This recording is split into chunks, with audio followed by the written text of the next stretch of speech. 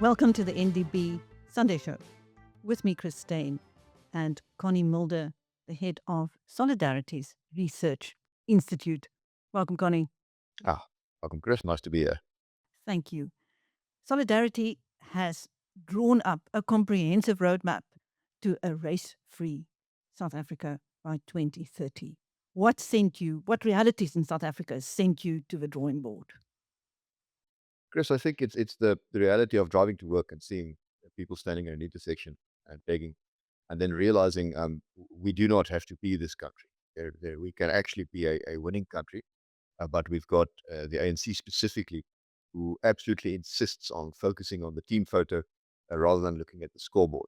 So the first step was just doing some research as to what is the damage that these race-based legislation that they do.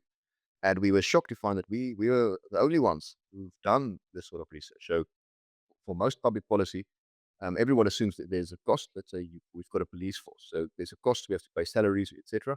But there's a benefit as well. So as the public, we go, all right, the cost is worth the benefit. But the moment you start talking about costs associated with BEE, you suddenly get denial. You have President once again now stating, no, there's no cost. Now that's crazy, lad. Meaning, obviously, there's a cost. You're raising the regulatory hurdle that companies have to go through. You're increasing the cost of compliance. Obviously, there will be a cost. So we started a report that says, what is the actual cost of BEE? What does it cost companies to comply? And the results were quite shocking. From our perspective, we found, and this is using the BEE Commission's reports, using the JSE's payroll data, and using Stats South Africa's data. So it's not our own data. We just had different data sets talking to one another. And the costs, conservatively estimated, is between 1% and 3% of GDP growth per year that companies are rather spending on complying with this extremely burdensome system.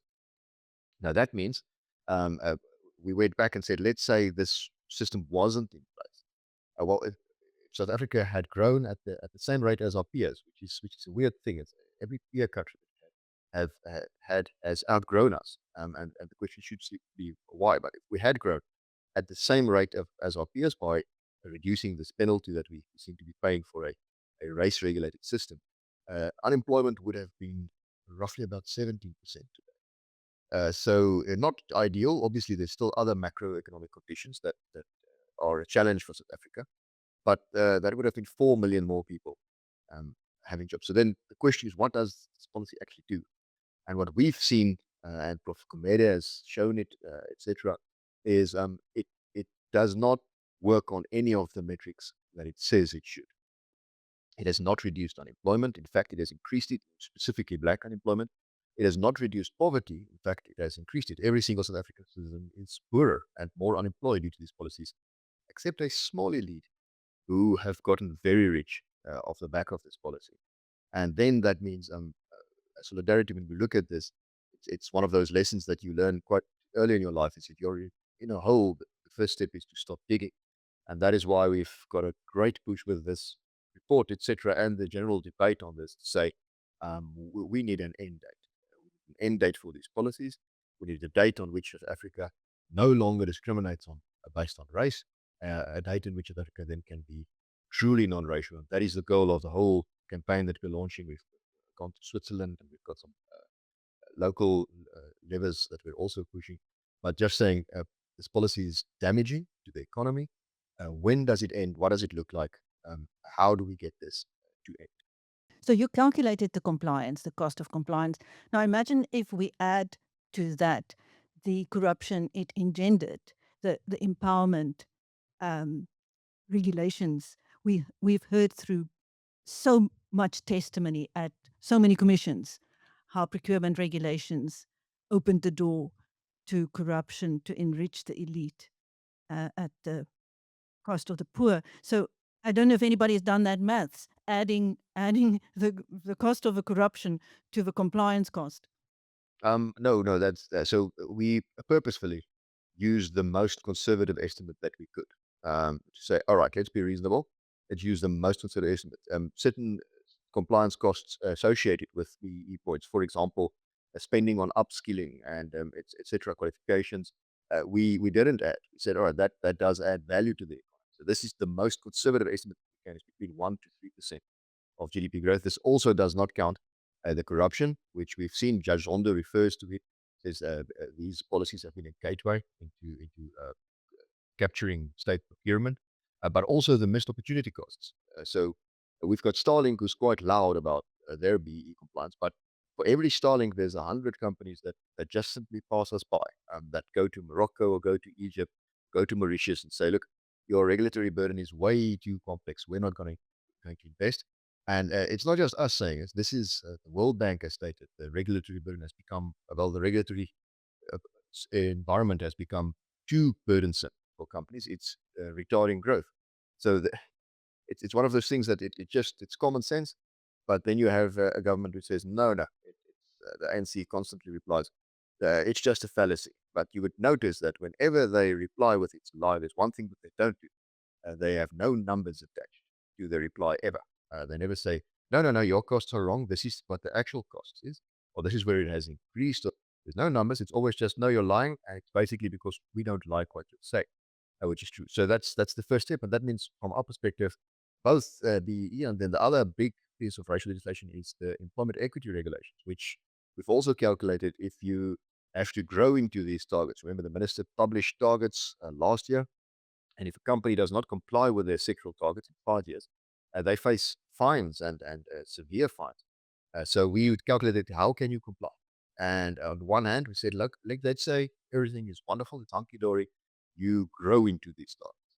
And then we would require almost 38% GDP growth for the employment to have to be created to grow into the targets, which, given South Africa's history, is completely unrealistic. Which then says the other end is, but okay, who do you need to replace to meet these targets? Because these targets have the power of law behind them. And then the calculation showed you would have to replace almost 70,000 white males. They refer to us as the non-designated group because it falls better on the ear, I suspect. But non-designated group just means white male. It's nothing else. But also 112,000 African women, Black African women in healthcare and education. Because the moment you start social engineering based solely on demographic representation, you just deny all agency that people have. You're going, all right, well, the fact that women choose to be in healthcare more than men doesn't matter. They should be in mining and etc. And that is, if you look at the bean counting that's happening, the racial bean counting, that's just craziness to say that, okay, this is the way we're going to run a country. And we've ultimately seen it spill over into grassroots level. South Africa is the only country that I know of where last year, we kicked a professional cricket team out of a final, a professional cricket team out of a final because they used the wrong type of black bowler. They had 6 black people on the field, but only 2 African black people. And they picked the wrong type of black bowler. And from their perspective, they said, look, it was a pitch that promoted spinning, so we picked the spinner. But South Africa doesn't work that way. We had a professional netball team being kicked out of a final in 2020. It's a provincial netball team. It's not school sports, etc. Because they had, for one quarter, too many black players on the field. They had too many black players. Now, when we look at this, we need to stand back and look at it. We're not in a situation where at school sports you have a race ref next to the game who's constantly counting, okay, what color is what player. And that's not what winning looks like. That's not what social cohesion looks like. And that's not South Africa that we can be so much better than we are at the moment. And that is why 4 out of 5 people in South Africa do not want these racial laws. And we've now said, all right, we need an end date. Let's stop the system. It's becoming an increasingly absurd system. But then it is very important. If you look at South Africa, you would have to be heartless to not see the dire socioeconomic circumstances of people. And that means the roadmap says, all right, let's get an end date, but then what can we change to ensure that we help the right people instead of the right color people? How do we help poor people? How do we help unemployed people? How do we help young people? And then we have some suggestions that are regulations or settlements that the government has already signed, which don't take a lot to change, to transform the way the empowerment from black economic empowerment focuses on skin color to much rather focus on a needs-based approach, saying, all right, if you need help, let's help poor people rather than poor black people. So after your extensive research, you proposed a phased phasing out instead of an immediate ending. So how would that work with BE and EE now? Yes, we're realistic. I think Otto von Bismarck said politics is the art of the possible. And that means we're also aware of the fact you can't just do a hard stop overnight. Although, from our perspective, we should have long since done away with the apartheid style racial classification that we're still living with every day. But some of the suggestions that we have. First one is very simple. At the moment, if a multinational wants to come into South Africa, they have an immense regulatory burden that they have to comply with. Now, you've got an instrument in the BE Act, the Economic Equity Equivalence Program, that multinationals need to apply to be granted access to. From our perspective, it's a silly thing to do. Is why would multinationals have to give away equity, etc.? We're just saying just flip that around. Instead of making it the government decides that a multinational is in the equity equivalence program, start it off as a default. You're a multinational coming to South Africa, you're going to be in the equity equivalence program, and then government has to argue why not. Then they can say, all right, but you're a different kind of animal. We need to get you out of that. And then also change the equity equivalence program to focus on uplifting poor communities and upskilling people rather than skin color projects, which it has in currently. Now, this should make it much less, also to reduce the friction for a foreign investor who wants to actually build a factory or something in South Africa. To say, all right, now I can come in. I would have to have some localization criteria. So I have to spend money on uplifting the community where my employees are from, or I need to upskill my employees, or I need to upskill the poor community. You know, that everyone wins in that scenario. It's a company that's not a bad investment. Ultimately, they're going to get more profit out of that. And as a country, we're actually helping the right people. We're not buying the third or fourth Maserati for an entrepreneur with a deal. So that's the first thing for multinationals. Then if we go to local companies, one of the ways in which you can get your PE ownership score caught up is an employee share ownership program or an ESOP. But typical ANC, at the moment, only the black people count uh, in an ESOP. No, just take a moment to realize these two guys standing on the factory floor next to one another. They've got the same job, but the ANC says, no, no, no, okay, only the one would count towards the company, the other one not. So companies tend to sort of disregard their employees who aren't black, but it just doesn't make any sense. As these guys are in the same socioeconomic situation. So we're saying one, make ESOPs the primary vehicle, but two, to remove the race component, just say, all right, if you give meaningful empowerment to your employees, you should get points on your ownership scorecard. We've seen international examples in the US as well as in the UK that showed when companies do this, productivity increases. You've got better saving, better wealth creation, better saving for retirement, etc. And you start actually uplifting working class and lower middle class people by giving them asset creation in a company that they in any case work for, and they tend to work harder and want to be more sort of aligned with where the company is going. So make ESOPs the primary vehicle and make it easy for companies to get a meaningful ESOP going to empower their employees. If we move to employment equity, it's shockingly simple. We have laid several complaints at the International Labour Organization against the South African government, saying that what they're doing here does not constitute restitution anymore. It's now moving way past the temporary program. And ultimately, the ILO ordered government to go into negotiations with Solidarity to get a mediated settlement to resolve this dispute. In 2023, we had some, let's say, robust negotiations, but ultimately, we ended up with what government itself called an amicable settlement. And they signed it. Tulas Mkhwezi was at Soltec, signed it. We had pictures. And this settlement had some provisions there. It said, all right, it's important to have people who are previously disadvantaged enter the labor market, but you have to use common sense. So if you're a company and you're looking to employ people, then certain justifiable grounds would exist that says, but I couldn't find a candidate. First is if the person doesn't, where the skills doesn't apply. Because at the moment, what are you going to do if you're an engineering firm? You can realistically represent the demographics of professionally trained engineers in South Africa, not necessarily of the whole population. But government insists you have to represent the demographics of the whole country. These two things don't make sense. In the same sense that you're a Springbok coach, the Springboks can't represent the demographics of the country. They can represent the demographics of professional rugby players because that's an inherent skill that's necessary.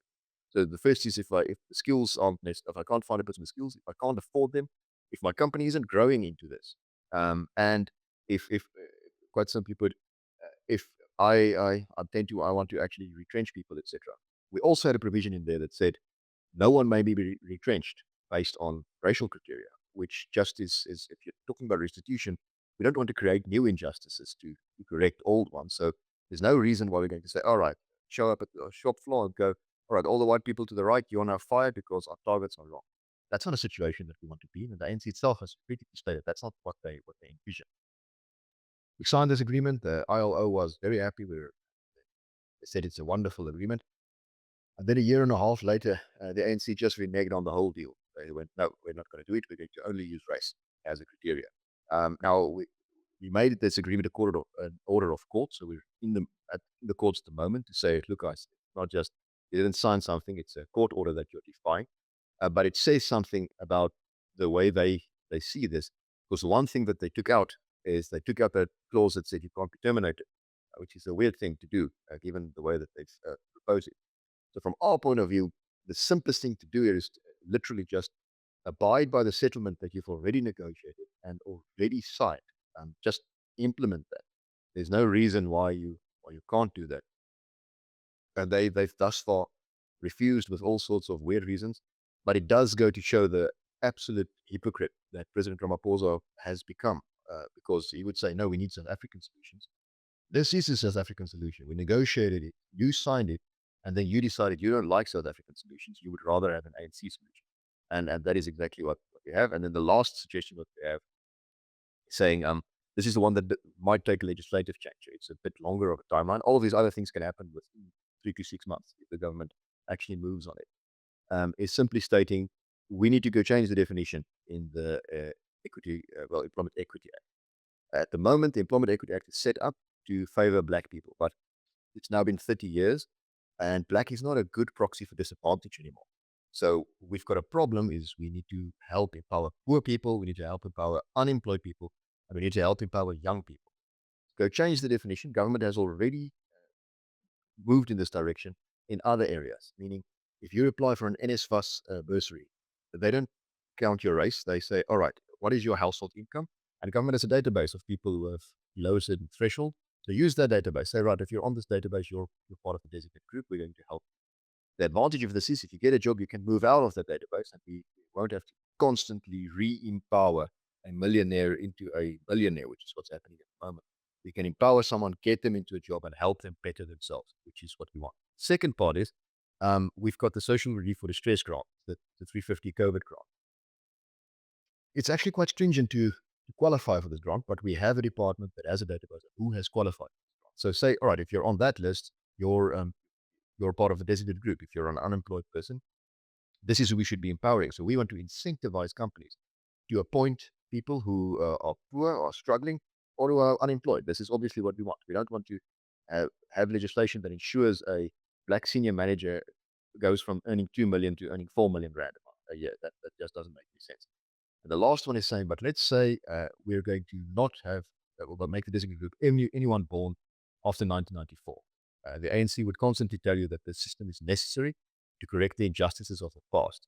But more than half of the country now, I think the median age is 28, which means more than half of the country was born after 1994. They've never known anything but an ANC government.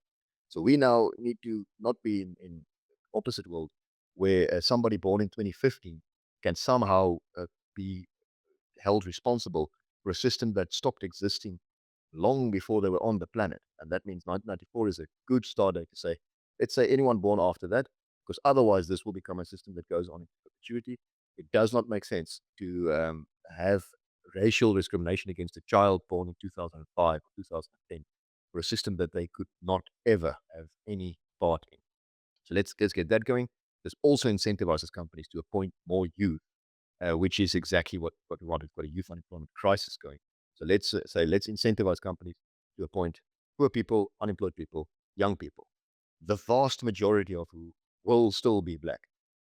We will still be empowering black people in large, but the difference would be we would be empowering the right people and not just the right color people.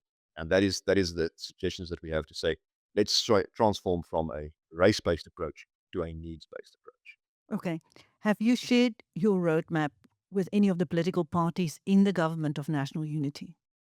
Yes, no, it's where we're hoping it goes. It gets publicized wide, um, because I know people would say, "All right, this is a nice plan, but how do you actually do it? Are you going to be dependent on government suddenly starting to realize common sense?" And I don't think we've been around the block a couple of times with the ANC. We're not under any impression that they're going to just do the right thing themselves. In fact, our history has shown the only way the ANC does the right thing is if we force them in that direction. So it's not just a plan on paper. We've got levers, court action, public pressure, international pressure that we apply on each of these points. From our perspective, the first and most important action is just getting the debate going on when does this end? What is an end date? How does the end look? You have business leadership South Africa 2 weeks ago basically saying you are going to destroy manufacturing because you've shifted the goalposts once again. And that is the point. Is the ANC has designed a system where they can constantly shift the goalposts.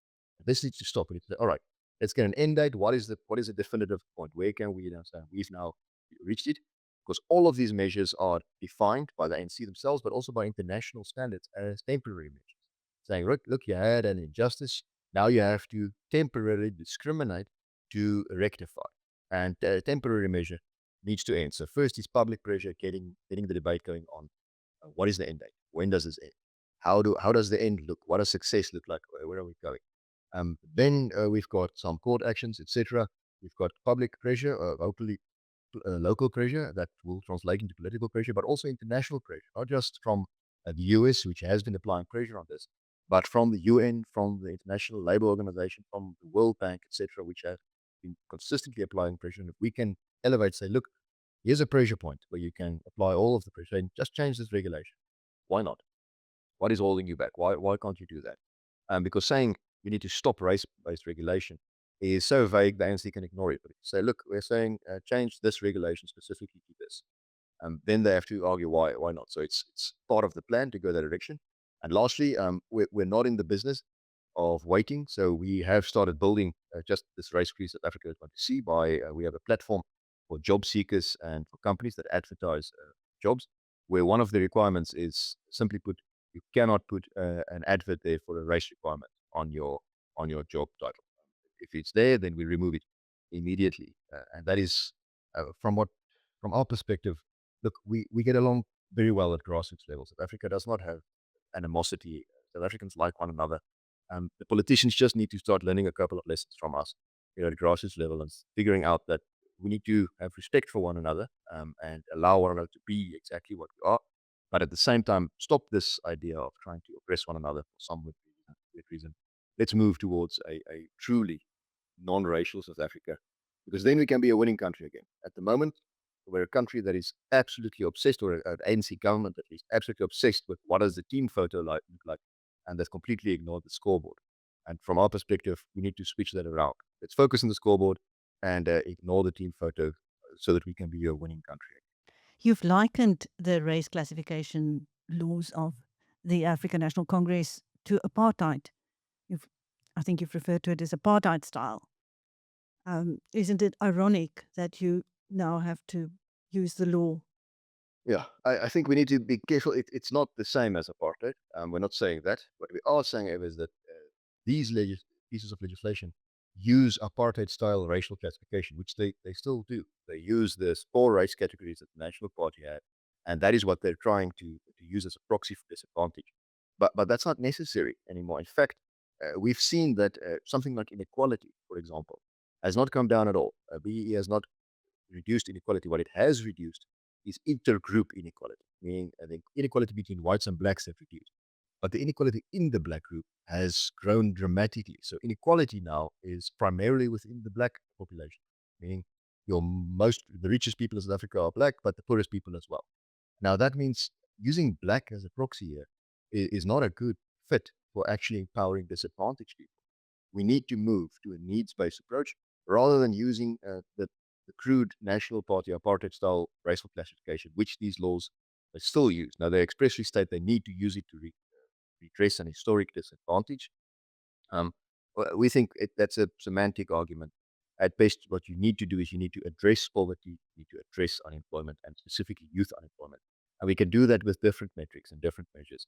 We don't need to resort to simple race-based criteria. I take it you're confident if your roadmap were applied that it would start closing the opportunities for corruption. Oh, most definitely.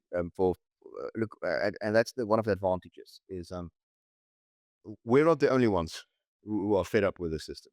There's a broad phalanx of opposition against this. If you believe polls, and I think are trustworthy, almost 4 out of 5 South Africans say, no, we don't want this anymore. We want a merit-based society, especially when it comes to government functioning, saying, look, we don't care what color the person is who switches on my water, as long as there's water in the taps. Just get that going. And paradoxically, the people who suffer the most from corruption induced service delivery problems are the poor and destitute. Is if you're at a certain income level, you can buy solar, you can buy a borehole, and you can get out of the crisis of municipal services. But if you're poor and destitute, the insistence on using a tenderpreneur who's not actually ever intended to fix the water, but just wants water tankers to drive, that's going to cause actual major water disruptions to the people that you're supposedly empowering. And that means if we can move away from saying, look, you're going to get the tender because you're black, and rather say, you need to show that you're the cheapest, that you can do the job. And we don't care who does the job because service delivery affects everyone. There's no reason for us to have service delivery in the hands, or especially race-based criteria based on a service delivery situation, because the people who benefit the most are the people who require those services the most. I suspect you would find the breathing room for your tenderpreneurs who have successfully transformed tax money into Maseratis in South Africa is going to dramatically decrease. Why do you think, with all the evidence on the table, all the calculations, that the African National Congress has dug in its heels, and particularly President Cyril Ramaphosa? I think we should not lose out of sight that there have been real beneficiaries of the system. It's not been broad based. It's been a small elite that have gotten very rich, and obviously they're going to fight against this. But that has come at the cost of the employment and of the welfare of every other South African citizen. We've all paid the price for the system, for the simple reason it retards economic growth and it deters investment. So it means we've got more unemployed people. The second thing is I do not think the ANC is capable of reform. I've read their policy documents for the last 20 years, and they've really not strayed from 1997 until 2025, end of last year. They just simply cannot see that it's possible to grow an economy. And their economic view, the economy is a fixed pie, and then the only thing that you can argue about is who gets what size of a slice. Whereas in the real world, and we have several international examples, we have China, we have how many East Asian countries that have lifted people out of poverty by growing the pie. It's possible. You can grow your economy, but the ANC does not ascribe to that view, and that means I think low economic growth does not bother them that much as it should.